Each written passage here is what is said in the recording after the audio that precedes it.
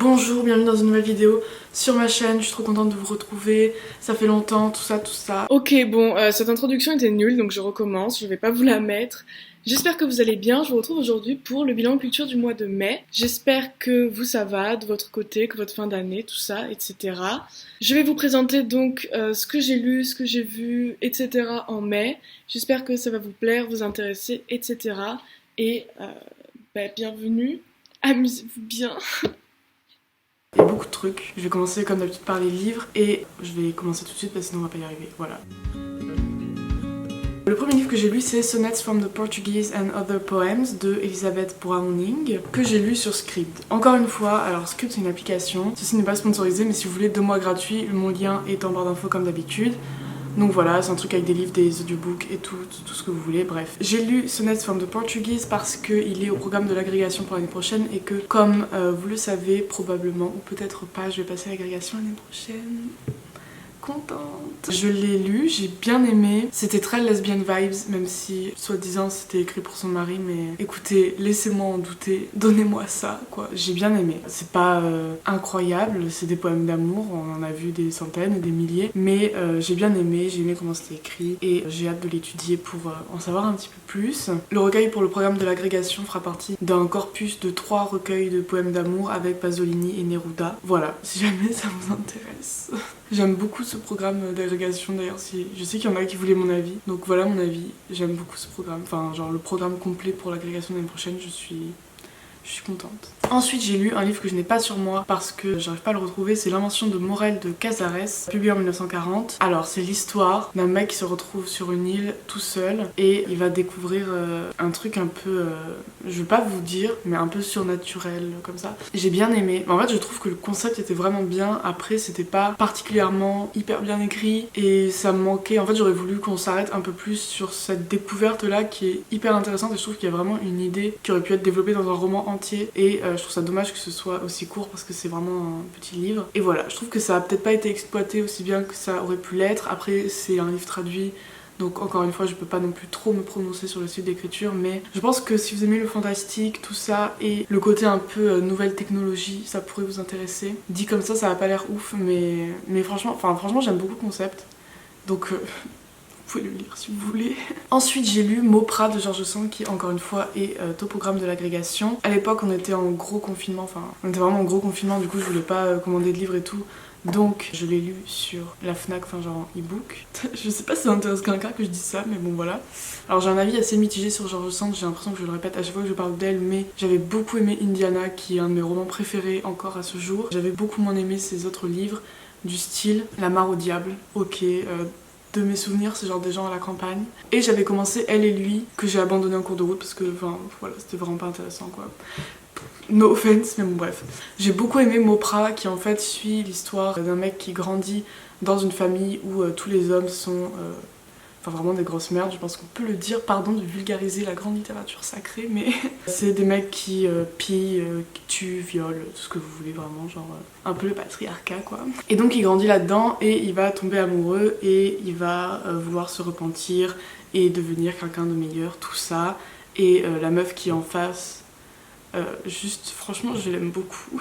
Ça se sent que c'est pas un personnage féminin comme on a l'habitude de les voir et surtout dans la littérature du 19e siècle. Non mais enfin vraiment j'ai beaucoup aimé. Je trouve qu'il y a une très bonne dynamique qui est construite entre les deux personnages. On a celui qui est un grand romantique mais qui est constamment en fait ridiculisé par l'écriture de George Sand parce que enfin justement il est dans cette posture romantique qui est complètement dramatique et qui a tendance à extrapoler en fait un peu tout et n'importe quoi et à partir sur le pied de nez, comme on dit. Ok, bref, il démarre vite quoi. Il a des réactions un peu instantanées et over dramatiques. Et en face, on a une femme qui est très posée et qui sait ce qu'elle veut tout simplement. Et enfin, bon, bref, j'ai beaucoup aimé. Franchement, genre, je recommande. Ce qui est super intéressant en fait chez le personnage féminin du livre, c'est qu'on a quand même une femme qui se veut pure et chaste et tout ce que vous voulez et qui est dans ce sens-là un personnage féminin typique du 19e siècle, mais en même temps, on sent déjà qu'il y a une personnalité derrière, enfin c'est une personne humaine, ce qui est bien, mais c'est pas une situation qui est bloquée comme par exemple dans l'Ulysse de la vallée de Balzac. C'est une femme qui se montre parce qu'elle a des principes, qu'elle a des valeurs et qu'elle y tient, et qui ne les abandonnera jamais pour l'homme qui est en face. Mais du coup, le jour où cet homme arrive ou non à son niveau, c'est là qu'elle se laissera, entre guillemets, être femme, parce que bon, être femme, c'est pas se marier et avoir une relation amoureuse, mais c'est là qu'elle se laissera, en fait, elle n'est pas coincée ni dans une situation de chasteté éternelle et de virginité complètement idéalisée, et en même temps, elle a pas une certaine faiblesse de caractère, meuf facile, ce qui évidemment, genre, bon, n'est pas quelque chose que je trouve négatif, mais dans la littérature du 19e siècle, en fait, on a soit vraiment le personnage de la prude qui reste prude et qui est littéralement coincée tout le long, soit on a une femme qui va être de mœurs légères. On va avoir Nana de Zola, typiquement le personnage de la courtisane qui est en complètement opposé avec celui de la prude. Et en fait, c'est vraiment agréable et intéressant d'avoir un personnage qui est au milieu et qui se rapproche beaucoup plus de ce qu'est une femme et de ce qu'était une femme au 19e siècle en fait, qui est quand même influencée par des mœurs qui font que elle veut se marier, elle veut pas avoir d'amant avant ça, enfin, elle veut une vie amoureuse qui est très réglée quand même, mais elle tombe pas dans un extrême ou l'autre, tout simplement. Je suis très contente de l'avoir lu. Ensuite, pour ma vidéo et mon article sur le lesbianisme politique, dont je vous remettrai le lien en barre d'infos, j'ai lu Love Your Enemy, The Debate Between Heterosexual Feminism and Political Lesbianism, publié en 1981, qui est un pamphlet du coup sur le lesbianisme politique. Je vais pas revenir dessus, je pense que vous avez compris le DEL. Si vous n'avez pas vu ma vidéo et mon live à ce sujet, je vous invite à le faire. Et je vous invite, avant de venir me mettre des commentaires super énervants sur ma vidéo sur le lesbianisme politique, d'aller regarder le live qui permet d'éclaircir bon nombre de points sur lesquels ce serait trop long de revenir en commentaire. Donc vraiment, genre juste faites l'effort de regarder les deux avant de me dire des trucs que j'explique dans le live. Enfin bref, vous avez compris. Enfin voilà. En fait, c'est pas vous qui mettez des commentaires chiants, c'est les gens qui me follow pas de base, mais bref. Passons. Ensuite, j'ai enfin lu Dans la colonie pénitentiaire de Kafka. J'adore Kafka, tout le monde a compris, je pense que c'est bon. J'ai 15 recueils de Kafka, c'est pas vrai, j'en ai genre 3. J'ai 15 recueils de Kafka, mais j'en avais pas où il y avait Dans la colonie pénitentiaire, et c'est ce livre-là que je voulais lire. Enfin, cette nouvelle-là que je voulais lire, et je suis vraiment trop contente de l'avoir lu. Donc en fait, c'est un homme qui arrive dans une société où, qui découvre un mécanisme de torture que je vais pas vous décrire parce que c'est un peu le fun de l'histoire. Vous devez t'abonner, je vais prendre des compliments. Qu'est-ce que tu manges, Quentin? C'est un mélange de fraîche bizarre, de courgettes, pâte lentilles et œufs. Mais bon, ça mérite d'être nutritif. Mais Quentin, il est 10h du matin. Oui, c'est le petit déjeuner. Oh mon dieu. Voilà, c'est bon. Je te les laisse. Et tu veux faire quoi? Mon bilan culture de mai. Mais ça fait longtemps qu'on est plus en... Oui, ok, bah j'étais occupée. Ok. Ne fait-il pas juste que je... Ok. Au revoir, Quentin. Bon appétit. Donc, c'est un homme qui découvre une société où il y a un instrument de torture des plus intéressants que je vous laisse découvrir. Si vous avez aimé Le Jardin des Supplices d'Octavie Mirbeau, vous aimerez Dans la colonie pénitentiaire de Franz Kafka. De toute façon, Kafka, je veux dire, comment ne pas aimer? Je suis très contente de l'avoir lu. Toujours ravie de lire du Kafka parce que c'est un des meilleurs auteurs du monde entier. Ensuite, j'ai lu Journal d'une femme noire de Kathleen Collins que les éditions du Portrait m'ont envoyé. Enfin, genre, ils me l'ont envoyé en e-book parce qu'on était en confinement. Enfin, genre, trop mignon, merci. Du coup, je l'ai lu en e-book.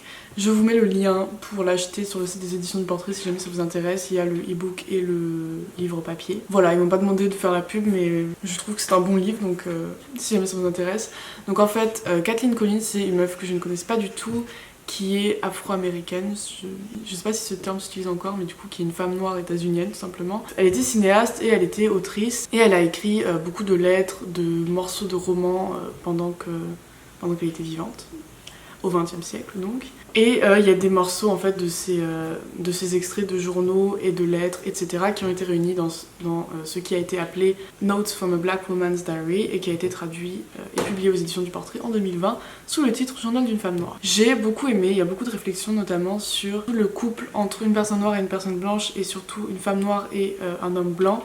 Et c'est des réflexions qui sont super intéressantes et que je vous invite à découvrir si jamais ça suscite votre intérêt. Et il y avait des passages vraiment hyper beaux, enfin qui m'ont beaucoup touchée. Donc franchement, je vous le conseille vraiment. J'ai lu ensuite 24 heures dans la vie d'une femme, de Stefan Zweig. De Stefan Zweig, j'avais déjà lu Le joueur d'échecs, à propos duquel mon grand-père avait dit que cet homme ne savait pas du tout jouer aux échecs, parce que c'est pas comme ça qu'on apprend à jouer aux échecs. Et mon grand-père était champion d'échecs, donc in your face, Stéphane. Bref. J'avais lu Le joueur d'échecs et j'avais aussi lu 3 mètres, qui est un livre qu'il a écrit sur Balzac, Dickens et Dostoïevski, qui était vraiment hyper bien. Enfin vraiment, genre, je vous le conseille à fond. Il est super intéressant, il permet de faire des parallèles entre ces 3 auteurs qui sont très pertinents du point de vue de leur littérature, surtout entre Balzac et Dostoïevski. Je connais beaucoup moins Dickens, donc je vais pas me prononcer dessus. Mais j'avais beaucoup aimé surtout aussi ce qu'il avait écrit sur Dostoïevski, parce que j'adore Dostoïevski et que c'est un auteur qui est très intéressant, autant dans sa littérature que dans sa vie personnelle, on va dire. Mais voilà, c'était un très bon livre en tout cas si jamais ça vous intéresse. Et donc j'ai lu celui-là qui a été publié en 1925. Donc en fait c'est l'histoire d'un homme qui est en vacances donc dans une pension sur la Côte d'Azur et qui va rencontrer une femme. Et cette femme va lui raconter son histoire sur un coup de folie entre guillemets qu'elle a eu, comment justifier ce qui semble injustifiable, comment se vit l'instinct en fait, voir le coup de foudre d'une femme sur le moment, enfin... C'est super intéressant, j'ai beaucoup aimé, donc je vous le recommande. C'est assez proche du joueur de Dostoïevski parce que on est dans ce monde du jeu, du casino, etc. Et voilà, j'ai bien aimé. Rien de plus à vous dire là-dessus. Enfin, les derniers livres que j'ai lus, c'est les tomes 4, 5 et 6, donc les derniers tomes de Orange, qui est une série de mangas de Ichigo Takano. Je les ai lus sur Crunchyroll, qui est un site auquel je me suis abonnée parce que apparemment j'ai que ça à faire de m'abonner à tout n'importe quoi. Donc Crunchyroll c'est un site où en fait il y a des mangas et des animés et du coup j'ai vu qu'il y avait Orange, donc j'étais très contente et j'ai pu finir la saga parce que acheter des mangas ça me fait chier. C'est pas que c'est trop cher pour ce que c'est que je le lis en 20 minutes et que je trouve ça trop cher de payer 8 € pour lire un truc en 20 minutes. Alors pour avoir un peu mon avis final, ce que j'ai beaucoup aimé c'est le fait que ça se présente en fait comme une romance assez simple, on va dire, et que c'est dans un cadre voilà, enfin, lycéen où ils tombent amoureux, ok bref. Mais en fait ça s'attaque à plein de sujets qui sont très importants, qui sont la santé mentale, la dépression, le deuil. Et en même temps on a le côté fantastique un peu avec l'idée du voyage entre les dimensions, ou plutôt de la possibilité de changer le futur, de retourner dans le passé pour corriger en fait le futur. Et vraiment je trouve que c'est très bien fait, enfin, il y a vraiment un très bon équilibre entre ces 3 éléments et ça se lit très bien. J'aime beaucoup les personnages, donc vraiment je vous le recommande, même si je sais que je suis la dernière personne à ne l'avoir pas lu sur cette terre, donc c'est tout pour les livres que j'ai lus au mois de mai. On va passer au film maintenant. J'essaie de trouver l'équilibre entre parler trop lentement et parler trop vite. Vous me direz ce que vous en pensez. J'ai commencé en regardant Fantastic Mr. Fox de Wes Anderson, qui est disponible sur Amazon Prime. Donc je l'ai vu, j'aime beaucoup Wes Anderson, enfin j'ai rien à dire à part que tout le monde est blanc dans ces films, mais bon là c'est un film avec des renards donc voilà. J'ai bien aimé ce film, surtout le passage assez connu où il croise un loup et qui est un moment en général très poétique. Etc. C'est une adaptation d'un livre de Roald Dahl apparemment que je n'ai pas lu, donc rien à dire là-dessus non plus. Mais voilà, j'ai beaucoup aimé, j'aime beaucoup Wes Anderson en général. Je vous le conseille si jamais ça vous intéresse. Ensuite j'ai regardé Grave de Juliette Ducournau qui est sorti en 2016 et que j'ai beaucoup aimé. Donc c'est un film qui avait beaucoup fait parler de lui. Et en fait c'est l'histoire d'une meuf qui va arriver dans une école de médecine et elle va être forcée, vu qu'elle est une première année, de manger un foie de rat ou enfin bref un truc dégueulasse du genre. Et là elle va commencer à développer un peu des tendances cheloues. Je vous laisse regarder le film. J'ai beaucoup aimé. Je trouve qu'il est vraiment très bien fait. Et à part la fin qui est quand même très prévisible, genre enfin je pense qu'on avait compris qu'il y avait un lien avec vous voyez. Il y a aussi un truc qui gâche un peu le truc, c'est le coupage de doigts, qui n'est pas du tout crédible. Je comprends pas comment cette scène a pu passer, genre. C'est juste vraiment pas... C'est pas possible de te couper le doigt avec un ciseau, genre. Ton os ne va pas se couper en fait. Je comprends pas comment... Mais bon bref. À part ça, enfin vraiment genre j'ai rien à redire, c'est vraiment hyper bien, donc je vous le conseille, c'est un excellent film. Ensuite j'ai revu Climax de Gaspard Noé pour le montrer à ma soeur qui n'a pas du tout aimé. Alors en fait j'aime beaucoup la tension, en fait je trouve que le film est très bien fait et qu'il y a une tension qui monte et vraiment c'est hyper prenant et tu peux pas lâcher tes yeux de l'écran, enfin en tout cas pour moi, ça va pas du tout fait pour ma soeur mais bref. Mais c'est vrai que la scène du début que j'avais un peu oubliée est hyper, enfin genre ça m'étonne pas venant de lui, mais genre enfin voilà bref. Regardez ça quand t'es une meuf, voilà quoi. C'est comme Irréversible, j'ai pas vu Irréversible mais c'est un film qui apparemment commence avec une scène de viol hyper réaliste de genre 20 minutes. Venant d'un mec, c'est non en fait. Enfin franchement, arrêtez de projeter vos fantasmes de viol sur les films que vous dirigez. On n'a pas envie de voir ça. Je pense que les meufs qui sont arrivées dans la salle à Cannes et qui savaient pas à quoi s'attendre et qui ont vu ça devaient être au bout de leur vie, parce que je sais pas si vous vous rendez compte la proportion de meufs qui ont vécu ça. Juste si les hommes pouvaient arrêter de parler de viol dans leurs films, juste arrêter. Franchement, n'essayez même pas de faire un truc pertinent sur le sujet parce que vous allez pas y arriver, à moins que vous en ayez été victime. Mais du coup, voilà, enfin juste, j'adore le cinéma de Gaspard Noé. J'adore Enter the Void et j'adore Climax aussi, mais je ne peux pas nier le fait qu'il y a beaucoup de défauts dans son cinéma et qu'il y a des trucs qui sont hyper dérangeants et genre je le reconnais vraiment. Du coup voilà, c'est mon petit avis sur Climax. J'ai vu ensuite Le Pont du Nord de Jacques Rivette, sorti en 1980, qui était nul, voilà, ça c'est fait. C'était un peu une sorte d'adaptation moderne de Don Quichotte, sauf que... Enfin franchement, c'était pas nul, mais enfin je me suis un peu forcée à finir quoi. Donc c'est pas non plus quelque chose que je conseillerais énormément. J'ai vu ensuite Alien de Ridley Scott qui est sorti en 1979, que j'ai bien aimé. Franchement j'ai trouvé... Enfin je m'attendais pas à ce que ce soit bien filmé comme ça. Mais enfin franchement j'ai beaucoup aimé, enfin je trouve que c'était vraiment très esthétique, il y a des plans qui sont hyper beaux. J'ai beaucoup aimé le choix des personnes qui survivent. Ensuite j'ai regardé La Montagne Sacrée de Jodorowsky qui est sorti en 1973, je l'ai regardé 2 fois parce que la première fois je l'ai un peu commencé à genre 23h, du coup je me suis légèrement endormie dedans, je vais vous dire la vérité. Franchement je peux pas commencer un film après 23h, c'est juste pas possible. Commencer un film après 23h, si c'est un truc Netflix nul ça passe. Si c'est un truc qui est sur Mubi, ça passe un peu moins. Mais du coup, voilà, j'ai regardé ce film-là que j'ai adoré. Vraiment, excellence. J'ai vraiment rien à redire.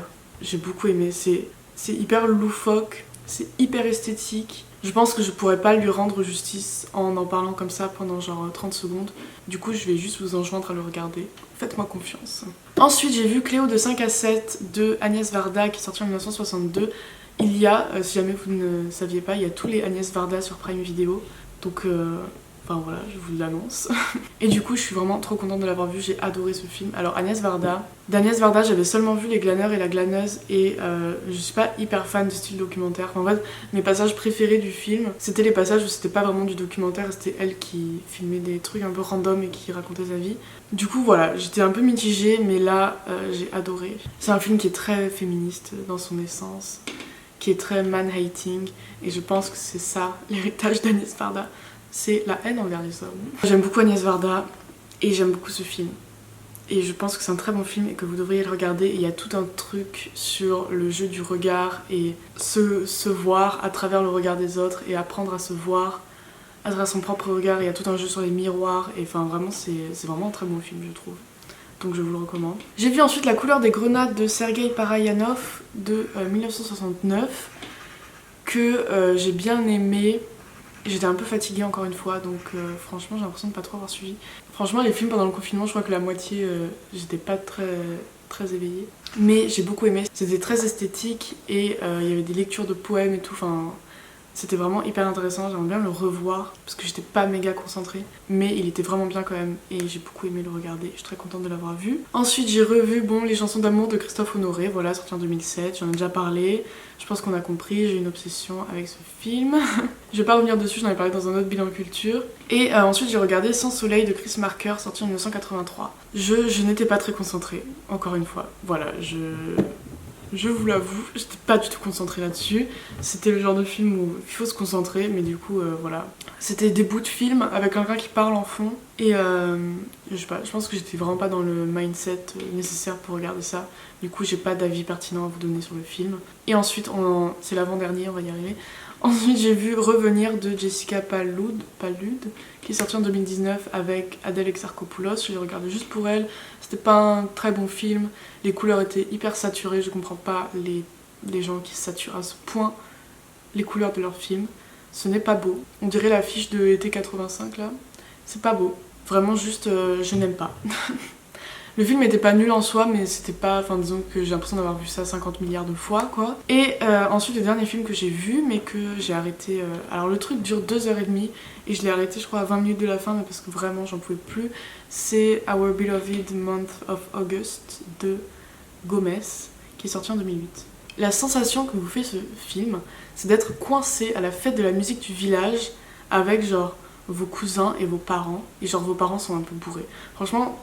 C'est exactement ça la sensation que ça fait. Le film suit l'histoire d'une meuf qui va sortir avec son cousin quand même. Je comprends pas.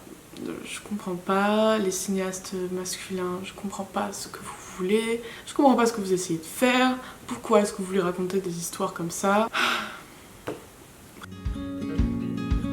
J'ai vu 3 courts-métrages ce mois-ci que j'ai un peu isolé du coup. J'ai vu Le Dormeur de Pascal Aubier, sorti en 1974, qui est disponible sur YouTube, je vous ai mis le lien en barre d'infos, et qui est une adaptation du poème de Rimbaud, dont j'ai évidemment oublié le nom, Le Dormeur du Val. Je trouve que c'était très bien adapté et qu'on retrouvait en fait toute cette poésie de la nature qui s'avance doucement vers le personnage. Après, la partie nature était peut-être un peu longuette, mais je trouve que c'était quand même très bien adapté et j'ai bien aimé. Enfin, on retrouve vraiment le poème de Rimbaud dans le film. J'ai vu aussi un court-métrage d'Agnès Varda, L'édit de Cariatide de 1984, qui est un court-métrage un peu documentaire sur les cariatides de Paris. Donc les cariatides, c'est des statues qui portent le bâtiment, et donc elle en parle et c'était super intéressant, j'ai beaucoup aimé. Et ensuite j'ai vu Dreamwork de Tcherkassky de 2001, qui est censé être un court-métrage qui ressemble à un rêve, mais j'étais pas hyper convaincue. Peut-être que juste mes rêves ne ressemblent pas à ça, mais j'étais pas hyper convaincue, même si j'admire la tentative quoi. C'était intéressant, mais après,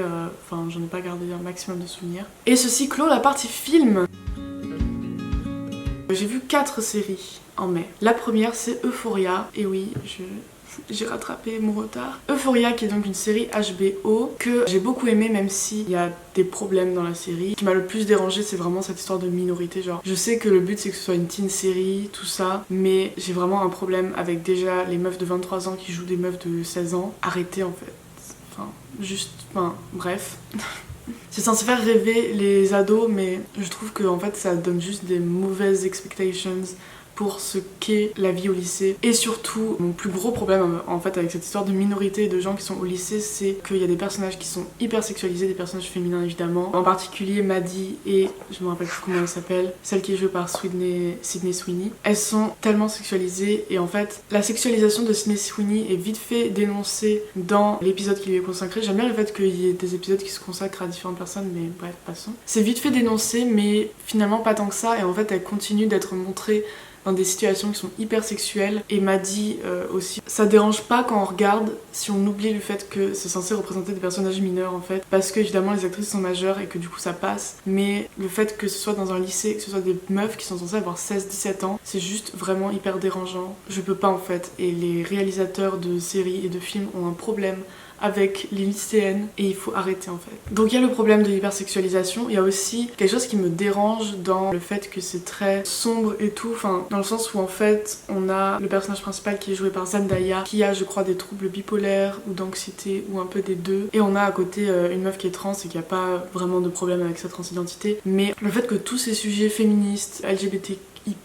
soit traité dans un cadre qui est aussi sombre, j'ai l'impression que ça enfonce l'idée que c'est des problèmes qui existent seulement dans ce genre de vie en fait, où il y a déjà d'autres problèmes à la base. Enfin, je sais pas si c'est vraiment un problème de la série ou pas, parce que c'est vraiment bien que ces sujets-là soient traités et qu'on ait autant de personnages différents, mais c'est quand même un problème que dès qu'on parle de ce genre de sujet, soit toujours des trucs très désespérants et déprimants et tout. J'ai quand même beaucoup aimé la série. En tant que meuf ayant grandi avec Skins, je ne peux que aimer Euphoria, mais je trouve qu'il y a quand même des gros problèmes avec cette série, que ça reste très états-unien, Hollywood, tout ça. Et je pense que c'est aussi ça qui me dérange. Même si c'est hyper bien filmé et tout, il y a vraiment ce problème de la minorité et de la sexualisation. C'est produit par Drake, donc évidemment c'est pas étonnant que ce soit des meufs mineures hyper sexualisées. Je pense qu'on a compris que lui aussi avait un problème avec ça, comme à peu près tous les hommes. Le fait aussi qu'on s'intéresse à la vie du mec qui bully tout le monde et que ce soit excusé parce que il est peut-être gay. je vais m'arrêter là, sinon on va pas y arriver. J'ai regardé 2 séries sur Netflix qui sont I Am Not Okay With This, que alors vraiment j'ai regardé ça pour aucune raison valable, je savais juste vraiment pas quoi faire de ma soirée et j'ai regardé ça d'un coup et je l'ai regardé uniquement parce que la meuf tombe amoureuse de sa meilleure amie, enfin vraiment juste... C'est une série qui se veut un peu fantastique, surnaturelle, sur une meuf blanche, banale, comme toutes les autres, je n'ai rien d'original. J'ai grandi dans cette petite ville, ni très bourgeoise, ni très pauvre, enfin bref. C'est pas une série hyper intéressante, je pense qu'on va passer. On a encore le côté la meilleure amie qui est métisse et qui sert un peu de token black girl de la série, quoi, enfin bref. Ensuite j'ai regardé Feel Good, qui est quand même un petit peu meilleur, qui suit donc 2 meufs qui vont se rencontrer, qui vont sortir ensemble, et ça parle notamment d'addiction, de difficulté à sortir d'une addiction, là c'est de la coke je crois, et c'est super intéressant. Ça parle aussi d'addiction aux relations, à l'amour. Vraiment, j'ai bien aimé. C'est très blanc, mais ça parle, je trouve, assez bien de ces problèmes d'addiction. Donc, si jamais ça vous intéresse, vous pouvez regarder ça. Enfin, alors je l'ai pas fini parce que j'ai pas pu voir les 2 derniers épisodes parce que j'utilisais le compte de mon père, mais après j'arrivais plus à me connecter dessus. Donc, j'ai pas pu finir la saison 1. Mais j'ai regardé Betty, qui est littéralement la meilleure création de 2020. Il n'y a rien de mieux au monde que Betty. J'attendais cette série depuis hyper longtemps, enfin vraiment depuis que le trailer est sorti. Je n'attendais que ça dans ma vie. Donc en fait ça suit l'histoire d'un groupe de skateuses à New York. Est-ce que j'ai besoin d'en dire plus? La moitié sont lesbiennes en plus. Un petit peu énervant que ça commence évidemment avec la meuf blanche parce que j'ai l'impression qu'il y a toujours besoin d'avoir un personnage blanc au milieu pour que les gens puissent s'intéresser aux personnes racisées qui sont autour. Enfin c'est dommage que ça s'ouvre sur elle, même si après elle est pas du tout centrale dans l'histoire. Mais voilà, c'est vraiment une série géniale avec un casting hyper cool que je vous recommande à fond, qui parle de sujets hyper importants aussi, mais qui justement parle de sujets politiques sans en faire quelque chose de forcément larmoyant ou de super dur à vivre ou de tout simplement comme quelque chose qui va briser les vies de tout le monde. Enfin, je trouve qu'il y a vraiment un super bon équilibre entre la difficulté de vivre dans une société justement patriarcale, raciste, etc.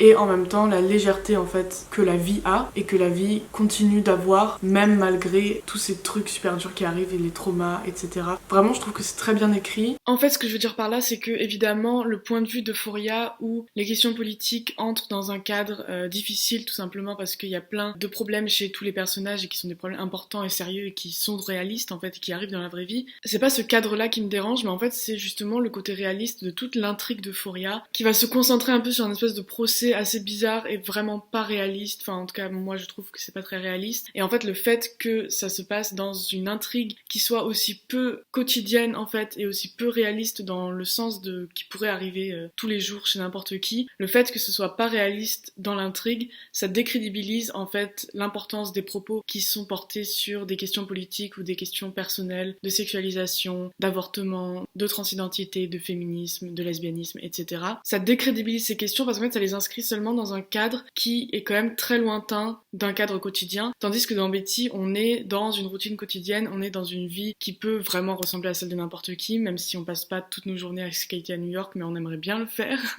Ça s'inscrit vraiment dans un cadre qui est une amitié, une vie quotidienne construite, une routine, et c'est là-dedans qu'en fait les problèmes qui sont des problèmes politiques mais qui sont aussi des problèmes individuels vont s'immiscer, et ça permet je trouve de beaucoup mieux comprendre l'impact déjà du harcèlement de rue, des agressions sexuelles, des violences policières, et ça permet surtout de comprendre comment est-ce qu'elles s'inscrivent dans un quotidien et quels impacts ces questions-là et ces agressions extérieures diverses peuvent avoir sur un quotidien banal, contrairement à Euphoria où on a quelque chose qui est vraiment très over the top, dans ce sens-là très hollywoodien parce que c'est une intrigue qui est juste pas normale dans le sens que ça, c'est pas un truc qui arrive tous les jours quoi, genre. Un autre truc que je trouve vraiment hyper bien, c'est le fait qu'on n'a pas des personnages parfaits ou qui sont en fait immédiatement au courant de toutes les problématiques politiques du monde et qui n'ont pas forcément toujours conscience de leurs privilèges ou de leurs biais, de leurs oppressions intériorisées en fait. Dans le sens où dans Euphoria, on a une binarité assez claire entre les personnes qui acceptent les identités et les orientations des autres et les personnes qui sont juste directement homophobes et misogynes, etc. Il n'y a pas, j'ai l'impression, d'entre-deux où il y a la place pour apprendre et se rendre compte des privilèges qu'on a ou des biais qu'on aurait en fait, tandis que dans Betty, tous les personnages ont des choses sur lesquelles elles peuvent travailler. On a Kurt qui est la seule blanche du groupe et qui va devoir se rendre compte qu'elle a un privilège face aux policiers et qu'elle n'est pas tout simplement traitée de la même manière que ses amis, et on a toute l'histoire autour de, j'ai oublié son nom, mais autour de l'agression sexuelle où en fait il y a d'abord la réaction qui est du style je veux protéger cette amie là et j'ai de la misogynie intériorisée, etc., jusqu'au moment où il y a la prise de conscience conscience. Je veux pas spoiler donc je donne pas plus de détails, mais il y a une évolution en fait dans les personnages et c'est une évolution qui est aussi politique et politisée et c'est hyper important je pense d'avoir ce genre de personnage et de pouvoir suivre ce cheminement-là vers la prise de conscience et vers une prise en maturité de l'esprit critique et des opinions politiques tout simplement. Si jamais ça vous intéresse, c'est un peu le spin-off d'un film qui s'appelle Skate Kitchen et qui suit ce même groupe de skateuses. C'est pas toutes les mêmes actrices je crois, mais c'est sur un groupe de skateuses à New York qui a existé. Vraiment si vous deviez retirer une série de ça, c'est celle-là, excellente. En musique, je vais vous parler d'une personne qui est, je sais pas comment ça se dit, Lou and the Yakuza, la plus belle du monde, qui a sorti un EP je crois, avec 3 sons dessus qui sont Solo, Dilemme et Tout est gore. Ma préférée c'est Dilemme et vraiment j'aime beaucoup. J'ai écouté 2 podcasts en mai. L'épisode 20 d'Extimité, qui est un podcast que j'adore, sur Rumi. Ça parle entre autres de violences policières, de questionnement de genre et de bisexualité. Donc Extimité, si jamais vous connaissez pas, c'est en gros des interviews de personnes qui sont 99% du temps racisées et ou LGBTI+. Et c'est vraiment, j'adore, voilà. J'adore, je trouve ça hyper intéressant, hyper addictif. Et l'autre podcast que j'ai écouté, c'est l'épisode 16 de Kif Taras sur le féminisme, qui s'intitule Féminisme pour toutes et qui parle du féminisme décolonial, donc à écouter aussi. Enfin, on va arriver aux vidéos YouTube que j'ai particulièrement appréciées ce mois-ci. Ensuite, je vous laisserai aller vaquer à vos occupations personnelles.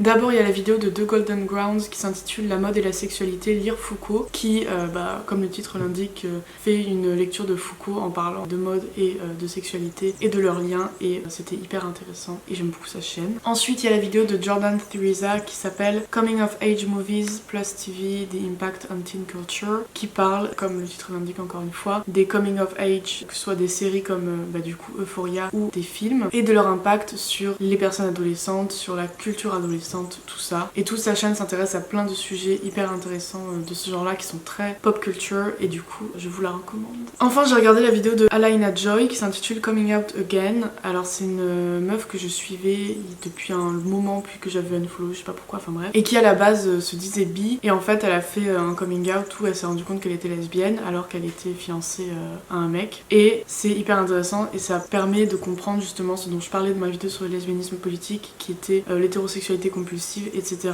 C'est une vidéo du coup où elle parle de son expérience et de comment est-ce qu'elle a pu ne pas s'en rendre compte et pourquoi est-ce qu'elle a essayé de forcer sa bisexualité en quelque sorte, comment est-ce qu'elle a pu ne pas voir son lesbianisme, et du coup je vous recommande vraiment cette vidéo, ça vous permettra d'avoir un autre regard encore sur l'utilité en fait du lesbianisme politique tout simplement. Enfin je voulais parler du compte Instagram de Brandon K. Good qui a fait beaucoup d'IGTV sur les white allies et la cause LGBTI chez les personnes noires, et vraiment tous ces IGTV sont hyper intéressants. Je vous recommande d'aller voir sur Instagram. Je pense que c'est important de s'informer sur ces questions-là. Le mouvement Black Lives Matter n'a pas commencé il y a 2 mois et ne s'est pas arrêté il y a 2 semaines.